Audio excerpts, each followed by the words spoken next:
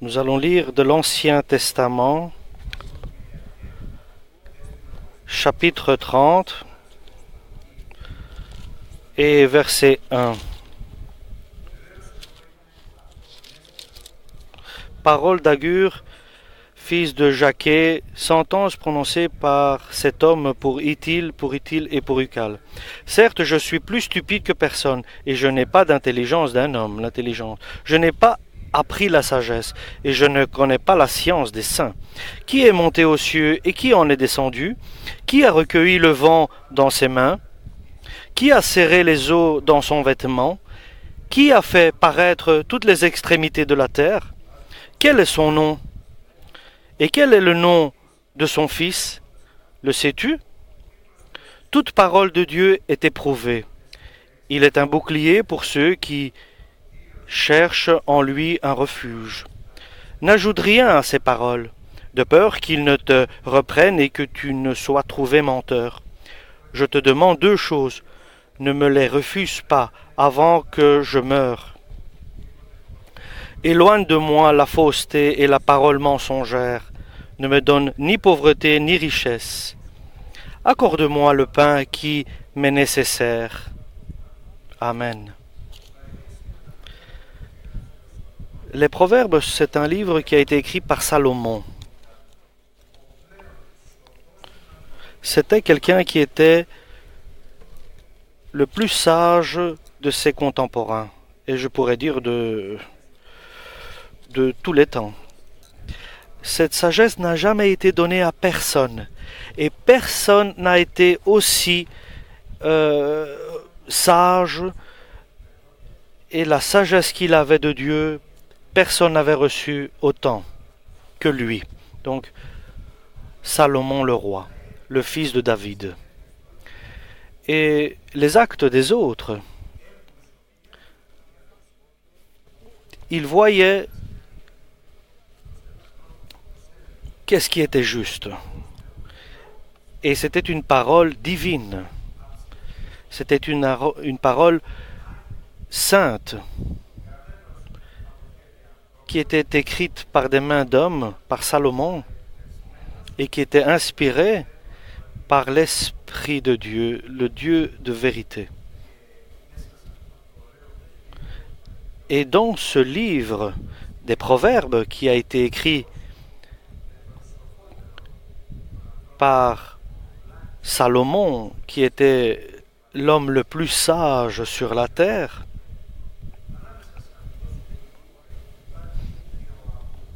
parmi eux, il y a aussi Agur. Parmi les paroles de Salomon, il y a aussi les paroles d'Agur. Nous le voyons nulle part ailleurs, pourtant il y a ces paroles qui sont inscrites dans ces proverbes. Et nous voyons qui est Salomon.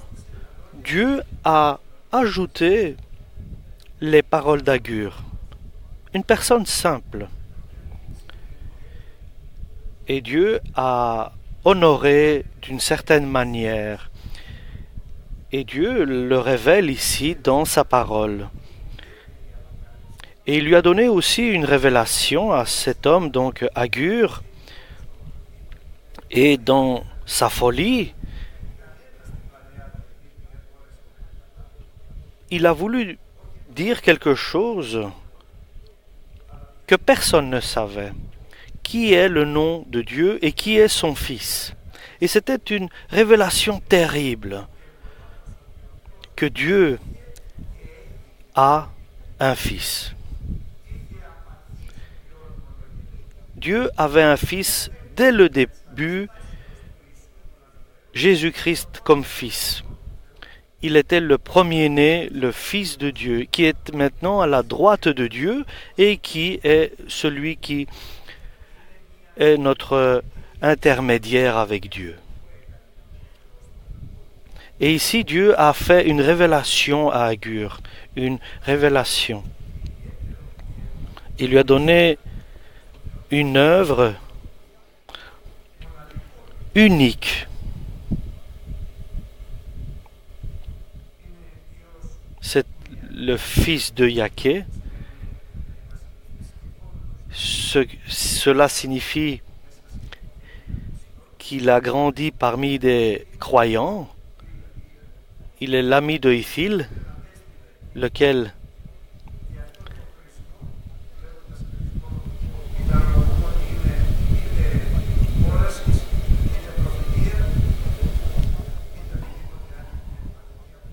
nous pensons qu'il y a eu une révélation qui a été faite.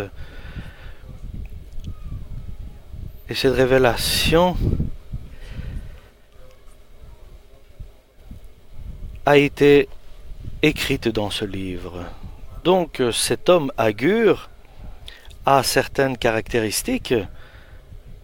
Il est bon aussi que nous regardions avec attention et nous examinions avec attention ces caractéristiques qu'il a pour que nous puissions à notre tour au moins demander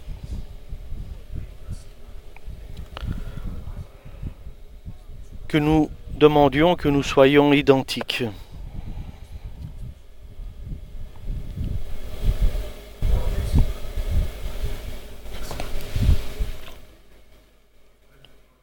Et ça, c'est la première caractéristique de Agur, c'est qu'il se sent tout petit, sans importance. Et il disait que moi, je suis le plus petit de tous. Je suis celui qui fait le plus de fautes. Je n'ai aucune connaissance et capacité. Je n'ai rien qui vaut en moi quelque chose. Il avait cette caractéristique, il se disait lui-même qu'il ne valait rien.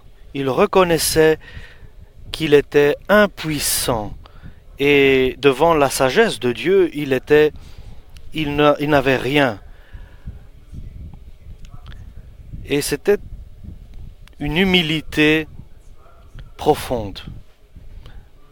Et en se comparant aux autres, il y disait qu'il était le plus,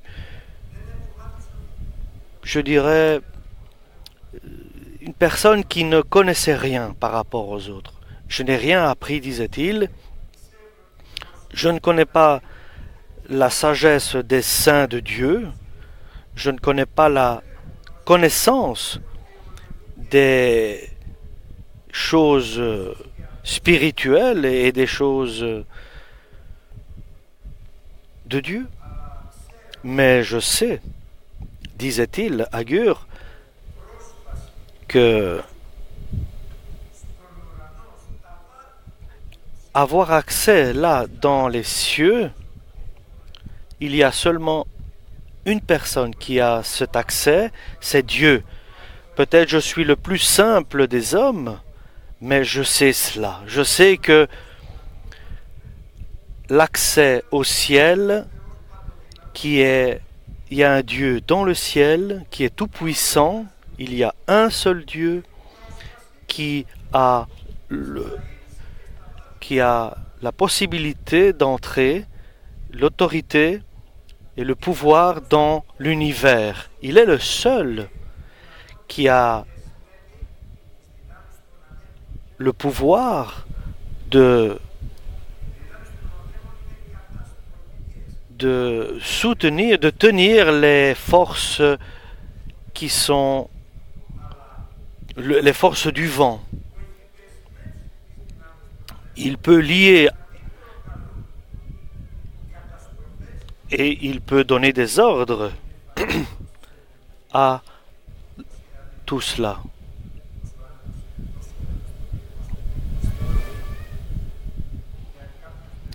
Et si quelqu'un ne pouvait pas donner l'autorité au vent et dire « Vent, arrête-toi » et dire à la mer « Arrête deviens calme » à la mer, comme il a dit au vent de s'arrêter et à la mer de devenir calme. Nous savons que maintenant, l'univers qui est en train de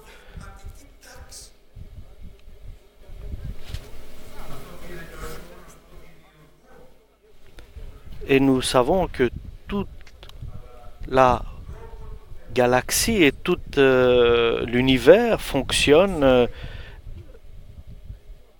par Dieu. Et ça, il sait que toutes les puissances du vent, c'est Dieu qui les tient dans ses mains. Donc ça, il sait.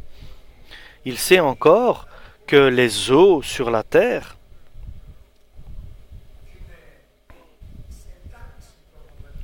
ils sont placés avec ordre sur la terre, avec une harmonie. Il y a beaucoup d'eau aussi dans les airs, dans les nuages. Il y a beaucoup d'eau aussi sous la terre. Et il y a aussi beaucoup d'eau dans les mers. Si tous ces eaux, s'il n'y avait personne qui pouvait les mettre dans l'ordre, alors la terre serait toujours inondée. La terre serait un astre inondé comme l'époque de Noé. Donc dans sa simplicité, Agur, il sait des choses qui ont une grande importance pour sa vie à lui. Il sait aussi que la terre qui est en mouvement dans l'univers avec une grande vitesse et qui tourne sur son axe, quelqu'un tient cette terre en équilibre, je pourrais dire. Dans sa simplicité, Agur, Dieu lui a révélé des grandeurs, des merveilles. Ce que les sages de son époque ne connaissaient pas. Mais lui, il reconnaît, il sait qu'il y a un Dieu tout-puissant qui est derrière toutes ces choses-là. Et comme nous avons dit, il a aussi une révélation qui est bénie. Quel est le nom de Dieu? Et Jésus a dit, je leur ai révélé ton nom, ceux que tu m'as donnés, je leur ai révélé ton nom, Père, disait Jésus. Et ici, Agur sait que Dieu a un nom. Et Dieu, le Père, a révélé ce nom à Jésus, lequel l'a révélé à ses disciples. Mais au-delà de cela, qui ont été révélés, parce que ici nous voyons que Agur est humble, et nous savons que Agur a de la connaissance, de la simplicité, et le manque d'instruction, mais simplement la sagesse divine. La parole de Dieu est un bouclier pour ceux qui mettent leur confiance en cette parole de Dieu. Donc je répète, la parole de Dieu est un bouclier pour ceux qui ont confiance en cette parole. Et il n'a aucun doute que la parole de Dieu est parfaite. Elle est parfaite, la parole de Dieu. Tu ne peux rien ajouter et tu ne peux rien retirer. Parce que si tu fais cela, Dieu, il va venir te juger que tu es dans le mensonge et que tu es dans le péché. Et son espérance à Agur, c'est la parole de Dieu. La vie, sa vie, il la met en conformité avec la parole de Dieu pour qu'il soit en sécurité. Quoi qu'il dise que je suis l'homme le plus misérable, et pourtant, il a la sagesse divine en connaissant ces choses-là. Nous savons que l'homme qui ne sait rien et qui ne peut pas protéger sa personne et faire attention à sa personne, mais il sait que Dieu est son bouclier, alors il est dans l'assurance et dans la sécurité de Dieu. Donc il a pris une décision ferme. Et ces décisions fermes, moi, je la vis. Je vais vivre cette vie avec Dieu. Je vais la mettre en pratique en un mot. C'est ça le plus important. Ce qui est écrit, c'est la vérité. Et je le mets en pratique pour avoir les résultats, pour avoir des résultats. C'est le chemin sur lequel je m'avance. Et ce chemin est ma sécurité. Et c'est le parcours de ma vie. Ce qui est écrit, je vais l'accomplir. Ce qui n'est pas écrit, je vais le rejeter.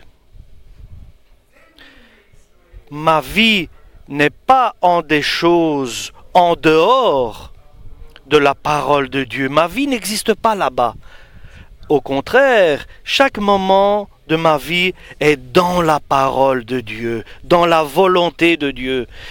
Et ce sont des décisions importantes, chers frères et sœurs. Aujourd'hui, nous devons prendre ce message. Tout ce qui est en dehors de la parole de Dieu n'est pas la vie. Et comme nous avions dit dimanche passé, l'esprit de Isav disait que ce qui est détruit, je vais construire. Et Dieu disait, ce que tu vas construire, moi je vais le détruire. Par contre, à Jacob disait, moi je suis tout petit, sans importance. Moi je vais corriger tout ce que sera détruit. Toi tu feras défaut, toi tu détruiras, moi je viendrai reconstruire. Et qui était Isav? C'était celui qui était le fort, le puissant. Il avait des capacités, des qualités. Et qui était Jacob? C'était le petit. Il ne partait pas des bras de sa mère. Il savait faire des lentilles. Il savait préparer des lentilles. Mais l'important, ce n'est pas les capacités ou les qualités de chacun, ou les forces ou les faiblesses. Ce n'est pas important, cela, si tu es petit ou sans importance. L'important dans la vie, si c'est tu fais la volonté de Dieu, tu mets en pratique la volonté de Dieu, et ta faiblesse, Dieu va la transformer en puissance. Et dans ta faiblesse, Dieu va te faire tout puissant. N'essaye pas d'acquérir de la sagesse et du pouvoir et de la force, mais en espérant en Dieu, tu pourras les recevoir de la part de Dieu. Et Dieu nous prépare à être prêts, pour que nous puissions agir sans être déçus et sans honte dans la vérité. Il y a aussi une troisième caractéristique qui le rend parfait aux yeux de Dieu ici, Agur. Ses volontés, ses requêtes sont bien définies. Sont deux. Ce qui concerne le spirituel, il disait, éloigne deux choses de ma vie, ce qui est inutile, néant, et le mensonge, rejette de ma vie. Et nous savons ce qui est inutile, ce qui n'est pas, comme disait Salomon, il disait que tout était vanité. Il demande à Dieu de l'éloigner de ce qui est vanité. Par exemple, je veux faire ceci, je veux faire beaucoup. Quelqu'un qui s'intéresse à ce qui est terrestre, à ce qui est matériel, c'est une vanité. C'est quelque chose, courir après le vent et avoir, par exemple, le pouvoir ici sur la terre.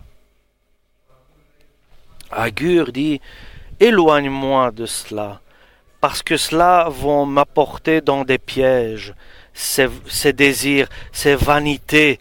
Aide-moi à demander d'abord ton royaume, aide-moi à m'intéresser d'abord à ce qui est éternel, qui est inébranlable, quelque chose qui est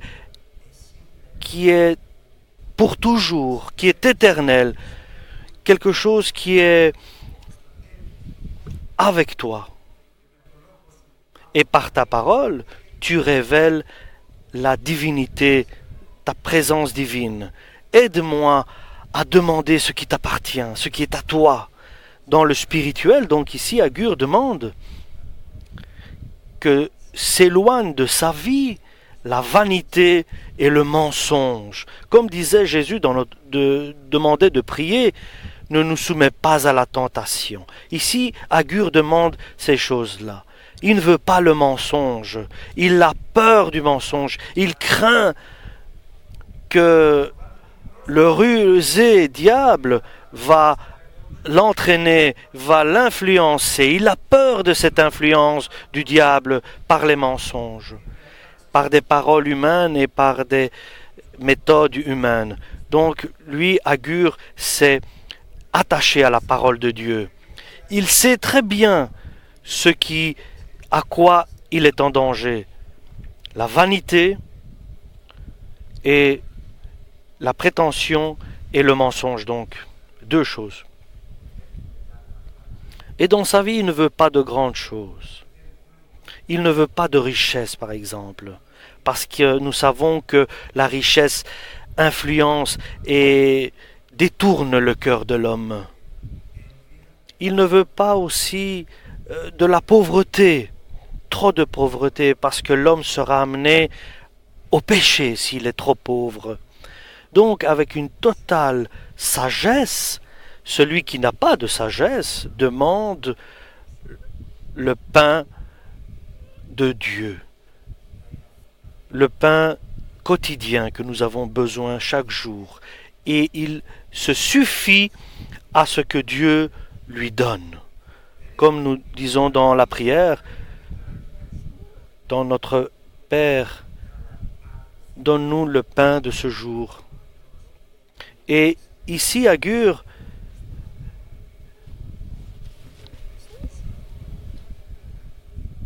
comprend que tout ce qui arrive dans sa vie est permis par Dieu. Et il ne se fâche pas lorsqu'il est mis à l'épreuve par Dieu. Il reconnaît et il ne se fâche pas contre Dieu, mais il se soumet à Dieu. Et il ne va pas contre Dieu, il ne se met pas en colère contre Dieu, mais il obéit à Dieu. Donc c'est une personne auquel Dieu est tout à fait content. Quelqu'un de simple, il a de l'humilité. Il sait que tout est entre les mains de Dieu, ça il le sait. Et il a une totale confiance à Dieu, et avec des requêtes sur le spirituel. Et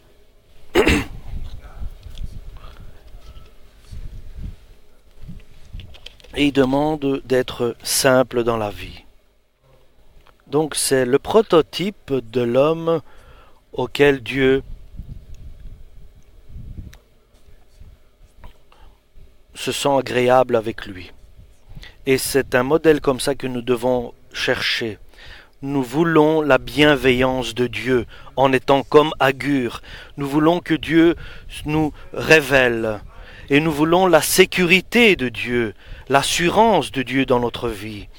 Et nous désirons que l'œuvre de Dieu soit dans notre vie la gloire de Dieu. Amen. Alléluia.